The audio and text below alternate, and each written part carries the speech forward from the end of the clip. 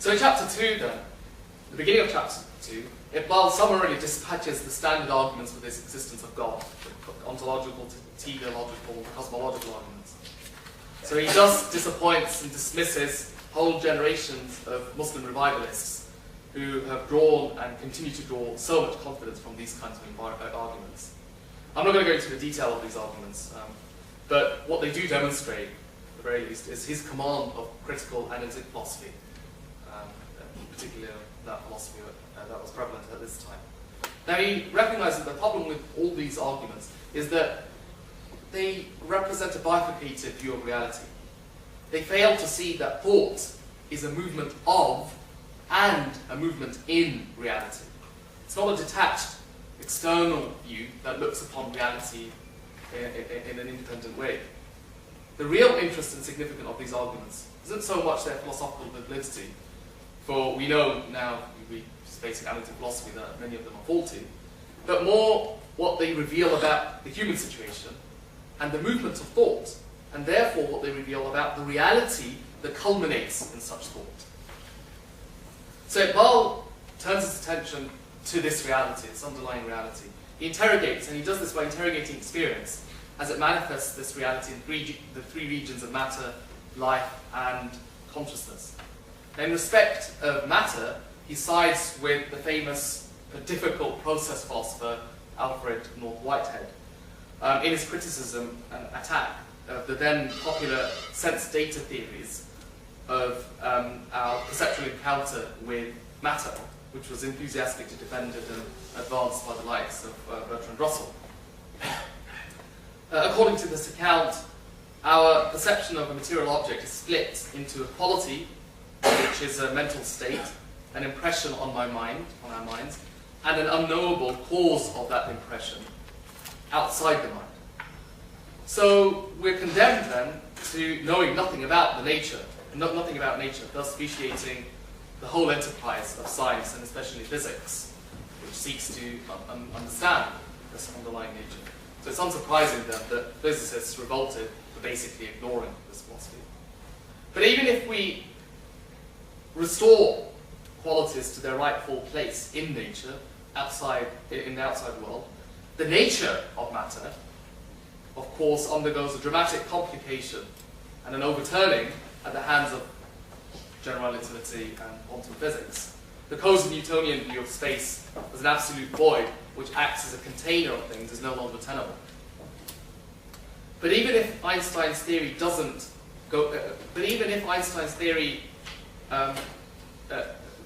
overturns our inherited ideas of matter and time, for Iqbal, it doesn't go far enough. And particularly because it denies the reality of time. How is that so? It conceives, for Iqbal, time in a serial manner, or continues to conceive time in a serial manner, pulverizing its continuity into a sequence of moments like a sequence of discrete beads on a necklace. What refutes this, for Iqbal and for many others that Iqbal draws inspiration from, what refutes this view is our intimate, direct contact with our own experience of time. That's something I'm going to return to later. It's the core idea, I think, of chapter 2, I want to say. So Iqbal then passes on to consider life, in particular organic, biological life. And Iqbal here resists reducing this to physics. He denies that physics has the authority, or the ultimate say, the privileged authority to pronounce on the ontology of the fundamental constituents of life. For him, this arises out of a fragmented sectional view of reality, as he puts it so beautifully. It's like so many vultures falling onto the dead body of nature, and each running away with a piece of its flesh. This is a really interesting metaphor, particularly this metaphor of the dead body.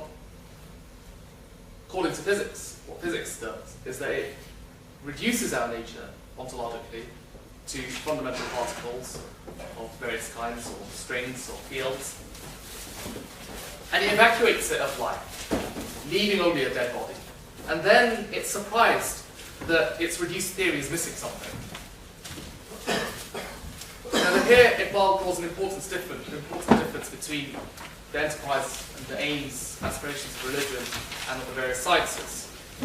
The head of the sciences necessarily are fragmented.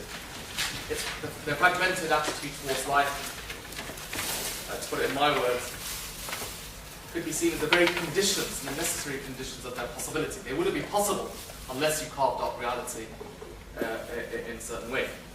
Religion, on the other hand, attempts ambitiously, daringly, even recklessly, to think, to grasp the whole of reality. As Deleuze says about philosophy, that philosophy tries to think all of life at infinite speed. And I think Iqbal would say the same goes even more so for religion. When it comes to life, we clearly adapt a completely different conceptual framework to describe and account for it. Importantly, the essential element of life, what it consists in, is purposeful behavior. Things endowed with life possess a career, to use a word there from Iqbal. They have projects, which requires memory. It requires an enduring through time.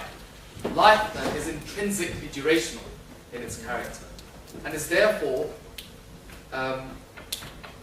already aspiring to consciousness. Even the most rudimentary form of life possesses a dim and aspiring consciousness. So if it is consciousness and spirit that is the essential component in life, then an alternative, more immediate access to it is available to us via a precise, deep reflection on our own personal experiences. So this would be, for Iqbal, more in line with the spirit of the Quran, which describes the passage of nature through time as a continuous creative passage. Now, Iqbal then reaches this primacy of life by analogy with our own experiences. And this is where Iqbal draws inspiration from Henri Bergson, the early 20th century French philosopher who was extremely popular at his time. He won the Nobel Prize for Literature. His talks were attended by thousands of people, and he occupied very important positions in institutions. He was instrumental in the formation of League of Nations, and then he drops into obscurity. And it's a fascinating historical question as to why that actually occurred. And then he's discovered and revived by the 20th century post-structuralist philosopher Deleuze, Gilles Deleuze, through the line of Merleau-Ponty. Now, I'm not going to be able to do this. I wanted to speculate at the end, and we can come back to this in the question and answers and the plenary session, as to what an Iqbalian cosmology, liberation theology would look like today, particularly after the likes of Deleuze and Derrida drawn upon Iqbal's kind of philosophical hero Bergson. I think it would see something very interesting. And so